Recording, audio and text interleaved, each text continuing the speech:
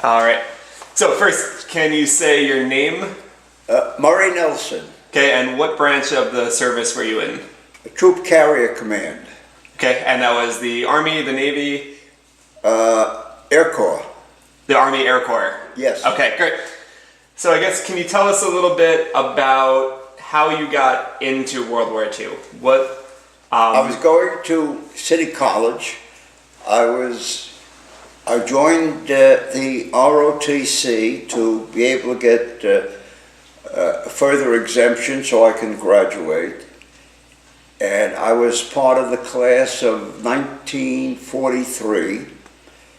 And I was in my last term, ready to graduate. And when a call came through, they needed more bodies in the Army or whatever. And I was given, I don't know, 2 weeks to get ready.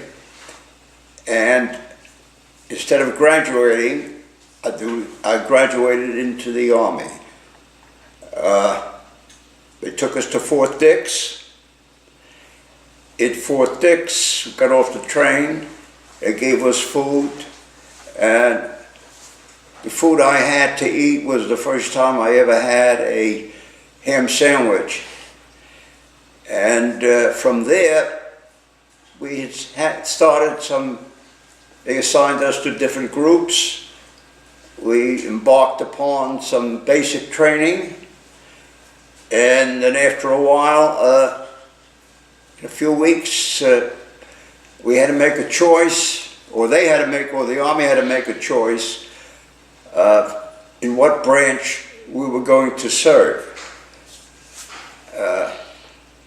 At that particular time, we entered a great big hall, and there were long lines, and they instructed us to go on a group that I went with on a certain line, and the scuttlebutt, as I made my way up the line, was for duty as a radio operator in one of the airplanes.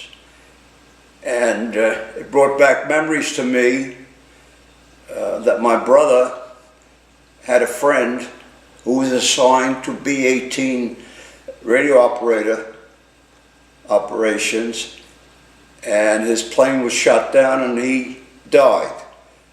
So I had that thought in my mind, and somehow or other I decided this wasn't what I would like to do, and I managed to switch over to another line, and there was sort of like a line in which people had objections to being on one line or another, and I followed this line until it was my turn to be interviewed, and they suggested I go to weather schooling. In due course, we had some further basic training, and after the basic training was over, we did basic training, and then from there we went to complete it. We went to Florida, and from Florida they sent us to Michigan. In Michigan, the Army had a weather school. I attended weather school, and subsequently, when the term was over, I went to New Jersey, went on to a transport ship, and from there we landed in Great Britain, and as soon as I got there, opened the door, there was an alarm to take cover. The beds weren't even made, so everybody crept under the beds. They were raw steel. And soon after, we got placed in different locations, and I ended up at an airport near the town of Reading, and we were one of the closest airports from which planes took off during the basic invasion. And from there, once we were transported to Europe, I served time in Belgium, France, Germany, Belgium. I had an opportunity to go to school in France. I went to the Sorbonne for a rest and relaxation course, which proved very interesting. The course was done at the Sorbonne University and in France, Paris, France, and subsequently went on to Germany. And after about 2.5, 3 years of service in different locations, the war was ended, and I came back to the States and left the Army in about December 1945. So, to jump back a little bit back to the draft, how did the draft actually work? Did they come to City College and pick names out of a... I don't know exactly whether it was by, I think they went according to the alphabet. But the entire ROTC at City College was called up. And I had a week or 10 days to get things straightened out. How did they notify you that you were getting called into service? I don't remember exactly, but I think it was by mail. So you got a letter in the mail? To report to Fort Dix at a certain date. What was your reaction, do you remember? Well, we were expecting something.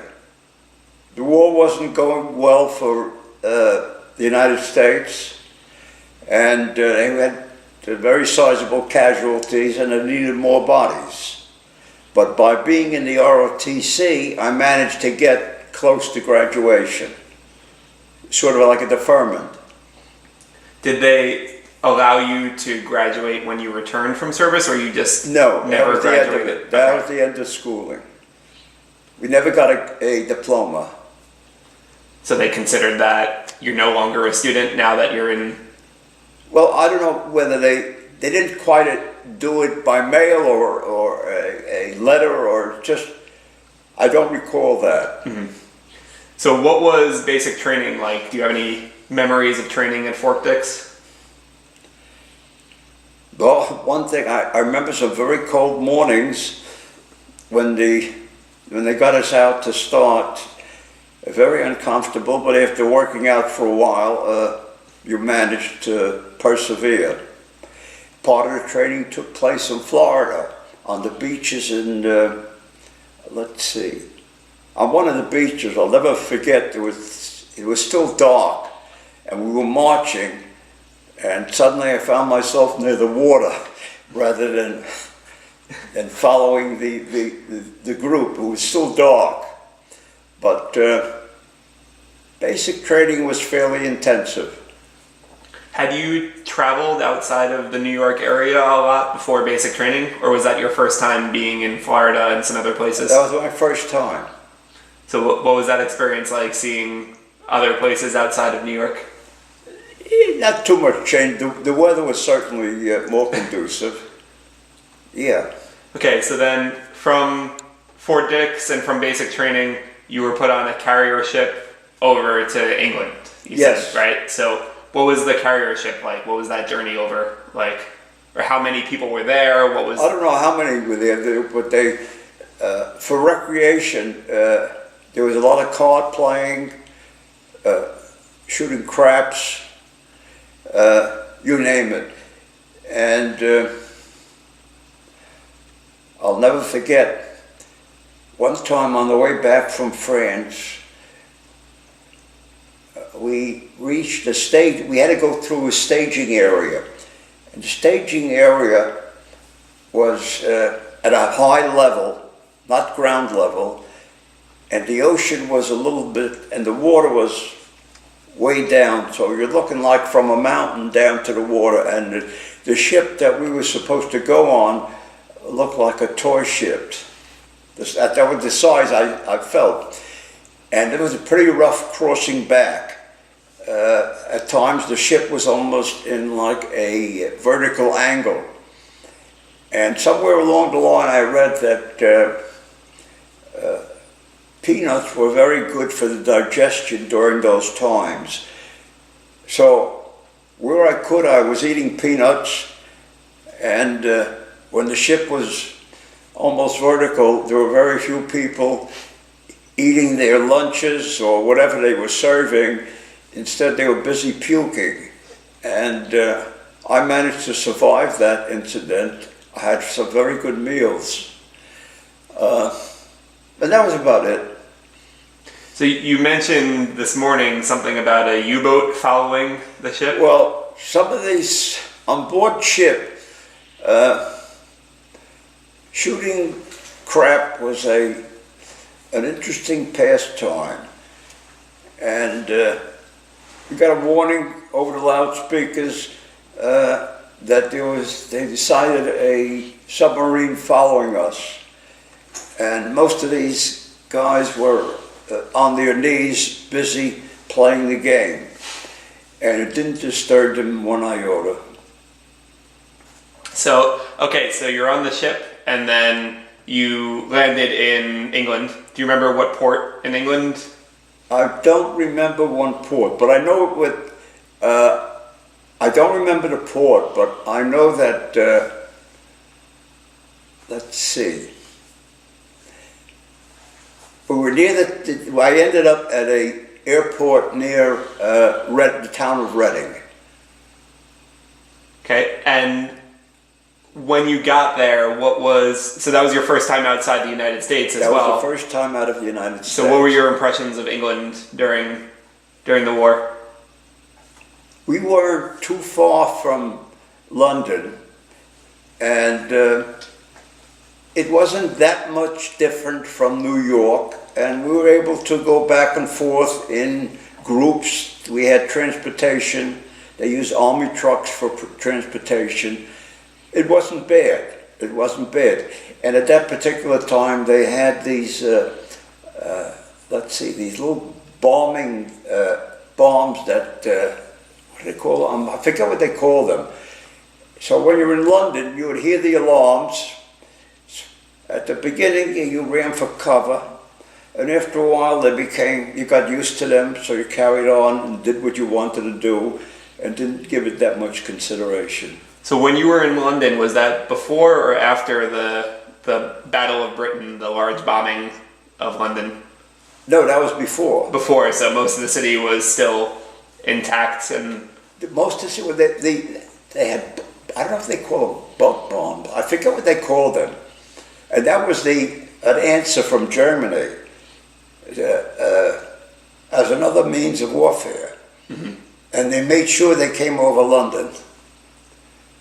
So what were some things that you guys did in your free time in London? Well, I was interested in cameras. And when I was at home, I had bought a camera for about $10 in downtown Brooklyn in a camera store. At that time we had camera stores. And I wrote home to send me the camera. I paid $10 and I ended up selling it for about $100. I only had one camera at home. So it was interesting. I was able to travel around. I went to the town of Bath. I went to Oxford.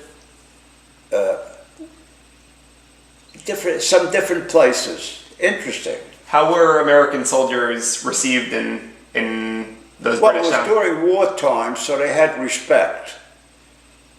They had respect. So it was no problem getting around London. It just, The question was avoiding these, trying to think of the name of those bombs that they used to send over. So, while you were in England, were you able to communicate back home to your parents and to your brother? By letter. Mm-hmm. Yeah. So, how long did it take for a letter to get from your I base have no back idea. to weeks, months, I days? have no idea. No idea. Yeah. Okay, so now you were in the weather service, right? So what was your job? What was your unit's job? Fortunately, we ended up in a group of about 6 or 7 soldiers, and we each had certain amount of time to put in. We served in the tower of an airport, and they had teletypewriters, whatever it was at the time. And they used to send indications of weather in different parts of Europe and in England. And my job was more or less to post the weather in different parts on a map to different parts of the world that we were in. What's the importance for the military at the time of knowing the weather? Why did they need that? Well, that's for aircraft. Mm-hmm. So for the bombers to be able to know. For the bombers to know, for the planes that were doing, that were investigating, that were snooping and whatnot. Yeah, it was very important. Were there any stories that you remember of the weather being an important part of any mission or? Well, it used to reflect as the Allied troops made progress, we were able to get more measurements for the weather. And when they approached, certain things stand out. Then we approached close to, in Germany, when they approached Berlin, I was on a night shift, and I was the first in my group to plot the weather over Berlin. And subsequently, I received a bottle of champagne from Patton, delivered to me, which was quite strong. And time went on. I was going to ask what happened to the bottle of champagne, so it Certainly was consumed. It went quickly? Pretty quick. Pretty quick, yeah. It was a treasured bottle. It was from his private stock. Did you get a letter or anything along with it? No, they didn't have time for that nonsense. Yeah. Okay, so that was for the Battle of Berlin, or the bombing of Berlin. Yeah. So, what are your memories of when that bombing took place? Did you feel any pride in helping the Allies to win that, or? Well, my obligations were for plotting the weather. I took no action. Fortunately, I was not involved in any direct action. And wherever I went, while I was on duty, while the war was going on, I was always near not far from a weather station. And one time we were on the way to Germany. We were in Belgium for a while, and we got some calls that it was like an imminent danger, and the entire group that we had were rushed in, including a Jeep, were rushed into a DC-3 plane to get out. And I remember the plane being so damn heavy, we just made the runway. And from there we went to Germany and on. We covered a lot of territory. Did you feel a lot of pressure having to plot the weather, knowing that pilots' lives were in your hands if you plotted it incorrectly? There was always a check on what I did. So in other words, when the weather was plotted, there was always someone at some particular point in time to check. To check the other stations and just see where we sat and to get a more exact idea of what the weather was. Do you know how many weathermen were in your unit? About 6. About 6, and Yeah. was that across Europe or at your base? No, at our base. Oh, okay. Yeah, so And- we were a very select group wherever we were. And I remember that when we were in Germany and France, they had prisoners of war, and they utilized them. I mean, once they had a group, the group itself, the prisoners, elected a leader, and they usually were related. They were usually, let's see what the word you would call, associated with the kitchen, and they organized themselves without outside interference, and they were fantastic. They were very efficient, the Germans, very smart. So there were German POWs on your base while you were there? Oh, definitely. And Yeah. how were they treated by the American soldiers when you Well, came in they were contact? confined, but confined within certain areas. Were they treated fairly well in terms of like the food they were given and where Oh, they yeah, were? yeah, they weren't taken advantage of. Their freedoms were restricted. Right. And they were held there until the end of the war? So I would imagine, yeah. Okay, so now you mentioned that the base that you were at was one of the jumping off points for D-Day. Yeah. So did you have any involvement with plotting weather over Normandy for that? Well, it was a matter of course. When we went, when there was time, in other words, the Allies wanted the best weather patterns for the bombers. And so it was a continuing operation. It never stopped. So there were points where you were plotting the weather over Normandy and over the beaches Yeah, there? I'm sure. Yeah, yeah. Did you know that this invasion was coming? Because I know it was There kept certainly secret was from... scuttlebutt. So you got an idea that something big was Yeah, happening? yeah. When I saw we had the 101st Airborne on our base, and when word got around, they became a little less wild. So yeah, you mentioned in the past to us that they were sort of partiers and... Oh, when they went into town on a pass, and they went into a bar. By the time the evening ended, the bar was not in the same physical shape it was when they went in. So how long were these guys at your base? Were they just kind of in and out, or? They were a feature. Okay. They were always we were always connected with them.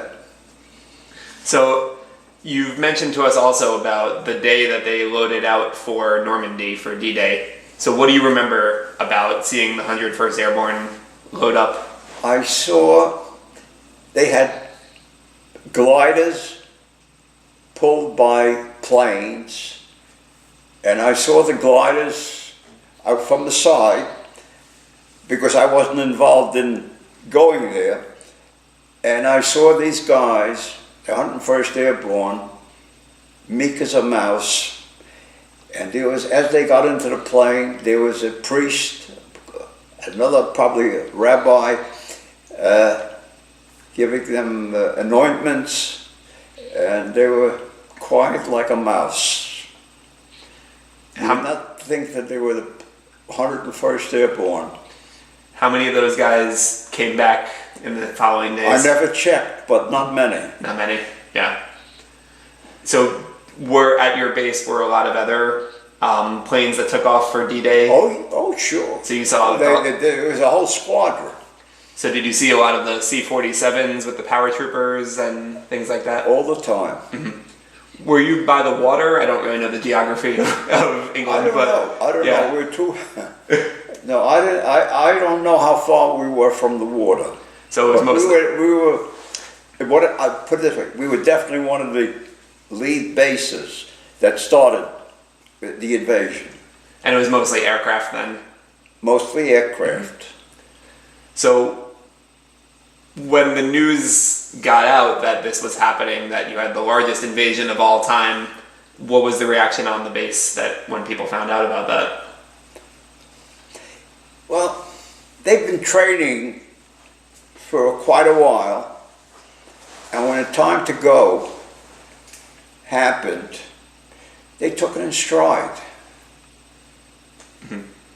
They did what they had to do. Okay, so you were in England, and then after D-Day, after England, where did you go? Belgium, Germany, France. I went to, let's see where I was. I don't know whether it was Germany or Belgium from where I went to the Sorbonne. And then we went back to France, because that's where we departed when the war was over. We didn't know the war was over yet, but we went back to France and waited our turn to come back to the United States. How did you get back on the ship again? Got back on the ship again, yeah. I was very good at playing craps. So when you were in Germany, what was that like being in your enemy's country? Well, put it this way. We were a very small group. They had all the facilities for recreation, we consider recreation, movies, game places. And one evening, I decided I was sort of like bored. I put a carbine over my shoulder, and I walked into town, which is about 1 to 2 miles. And it was very, very quiet. Occasionally I saw a light, but there were no other lights. It's an occasional light. Streets weren't lit. But somehow or other, the evening was enough to be able to see things. And I went in, I turned around, walked back. And the next day, I had the occasion to ride into town, and I saw the devastation, the bombing, this particular, I forget the name of the town there, which they produced ball bearings and other related items, and this was bombed to a T. So there was devastation all over, and had I seen this, had I anticipated that or known about it, I certainly would have gone in. While you were overseas, at any point did you have interaction with soldiers from any other countries other than the German prisoners? Did you ever meet any Soviet soldiers or French soldiers? No. We were a small group, and we were able to go in and out, do what we had to do. So, okay. We were lucky. So you were in Belgium, then Germany, and then France, and you studied French at the Sorbonne, right? French language and civilization. So that was very difficult course. How long was the course? Must have been somewhere one side of 6 weeks or something like that. So then, from France is then when you went home?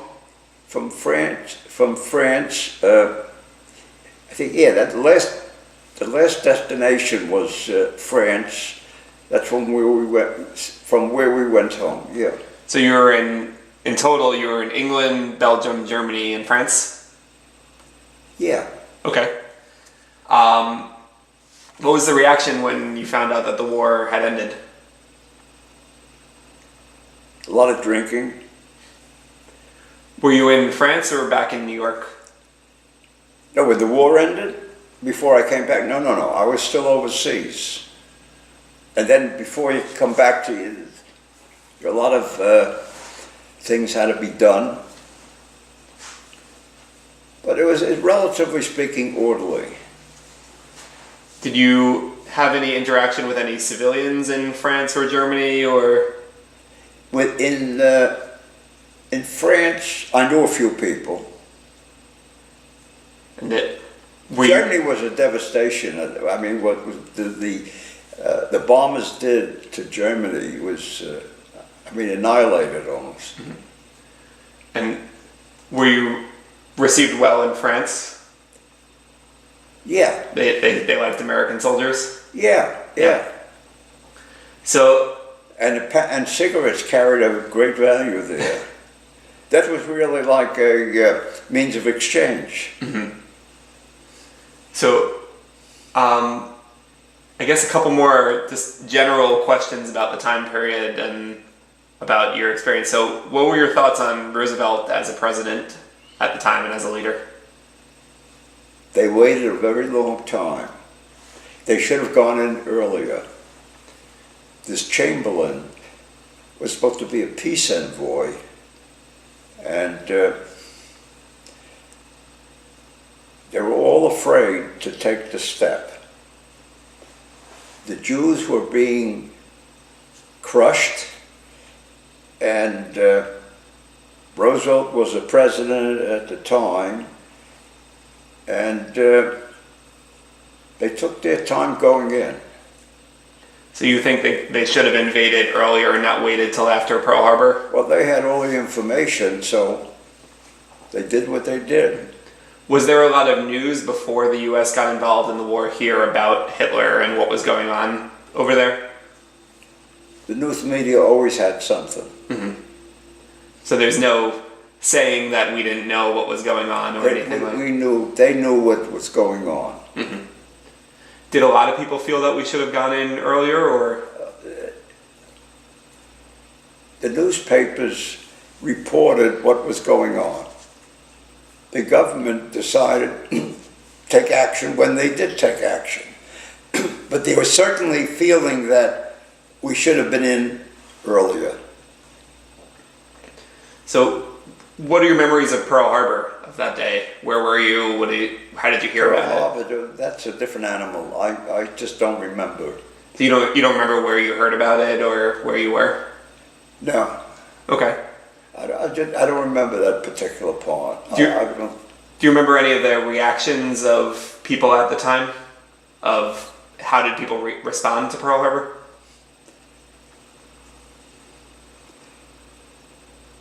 Well, how did people respond?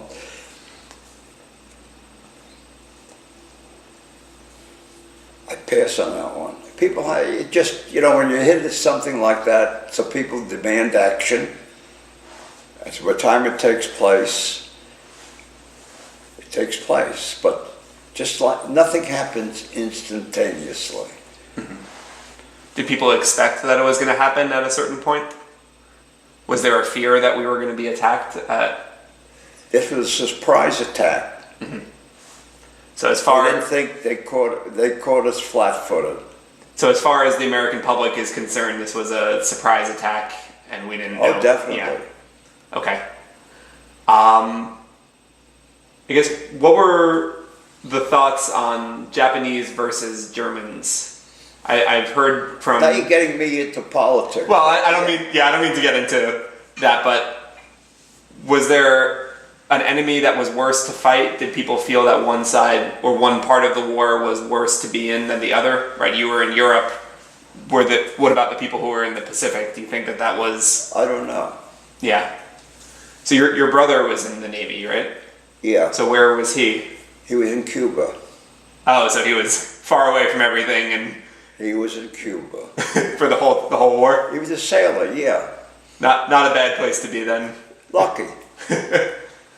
Did you have a lot of friends who were in the military? Or most of your friends? All of my friends were in the military. And they were spread across the world in different... They were spread across. Okay. I had one in Italy and another one, you name it, they were spread across. Fortunately, they all came back, which was quite a victory. What was the adjustment like coming home after the war, after being in military service and being regimented and... The government tried to make it easy, so all soldiers were entitled to $21 a week.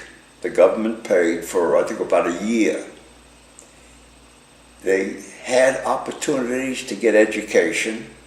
They had a GI Bill and gave many people, many former soldiers, an opportunity to get an education, to learn a trade, and that was it. And then you were on your own. You have any questions? There was a story you told once about you were walking, I don't know if you were in France or Germany, you were walking in the town and you saw a bunch of soldiers and you turned around and you went the other way. There was some story that I don't know. Okay. What did like your mom and Claire say about how like the war affected them at home while everyone was away fighting? Say it again. What did your mom and your sister ever tell you anything about how it was at home while people were away fighting? She had to get, she got a job, my mom got a job in a movie theater as an usher. I don't remember what my sister did. I don't remember. By the time you went over, the war was already happening, so do you remember any of the rationing and things that were going on at home? Well, you were rationing, yeah, definitely. So did you have a ration booklet? No, You didn't have one?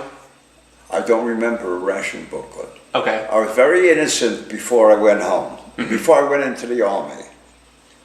Do you remember the drives to collect rubber and metal and All the time. did you see a lot of people walking around with pins and things to encourage donating? All the time. Yeah. What were the feelings on men who didn't serve in the army? I didn't know many of them. Was there a certain resentment towards men who didn't enlist or fight? There were a lot of people looked for deferments. There was talk of people going to Canada to avoid the draft. But most people took it in stride. What is. So there was sort of an anti-war movement. There were people who weren't in favor of getting involved. There's always that type. But would you say they were outnumbered? I wouldn't say, I have no idea. Yeah. There was also, you said that General Patton gave you a bottle of champagne. And there was also, I recall you once saying that you were at a bar one night and he was there. No, that I don't remember. No? I never met him. What were your thoughts on him as a military leader? Excellent. Yeah. Excellent. In what way? Or why? He managed to accomplish what he accomplished. A straight line is the shortest distance between 2 points. That's Patton. What about Eisenhower? I know he was more in the Pacific, but I know very little about him, but he was a politician, basically. And I wouldn't get into specifics. I mean, for political views, I'm not in a position to give political views. well, one more political question though. So we asked about Roosevelt before. Do you think he was a good president? You mentioned that Who's that? FDR. I think so. So as far as guiding the country through the Great Depression, through World War II, Definitely. so do you think, other than not getting into the war as early as you thought that we should, though, that he would be considered a better president of the ones you've lived through? I think it was a natural phenomenon. Were there people who were against him having a third term? I don't know. Yeah. Well, you were I think over. he was a good president at the time. Well, you were over in Europe when he was elected the third time, so you probably don't remember a lot. I don't remember. Yeah. Okay. I guess one last question from me, unless you guys have any other ones, we can ask more after. But do you think that World War II was worth fighting? Do you think that the enemy and what we were up against was worth fighting? I'm against all wars. I don't think it accomplishes much.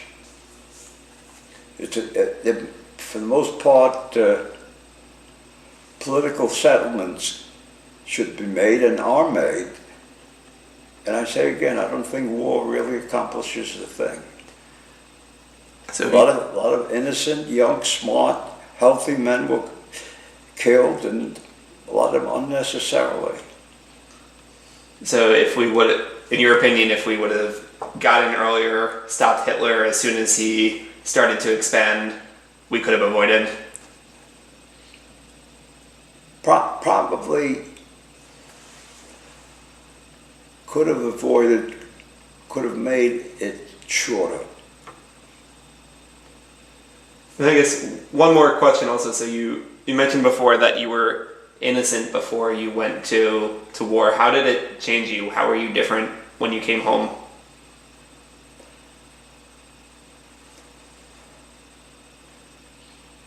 How is it different? Just like we have a changing world today, things changed then. If I remember correctly, the economy wasn't doing as well, and there was a lot of unemployment. And that was one thing that I think that Roosevelt did very well, the way he handled it. That's about as far as I'll go. Okay.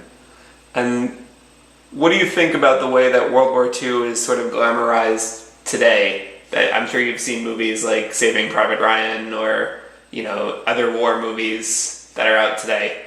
What do you think about the way that World War II is remembered and shown in our movies? Is it accurate, not accurate? I would say it's actual war was probably fairly accurate, yeah. Do you think we have this sort of glamorized image of World War II today as, you know, a fight for freedom and a fight, you know, against the bad guys? Do you think that that is an accurate way to remember World War II? I don't know how I would remember it, but I do feel that there was a lot of hesitation, which caused more damage, more lives lost.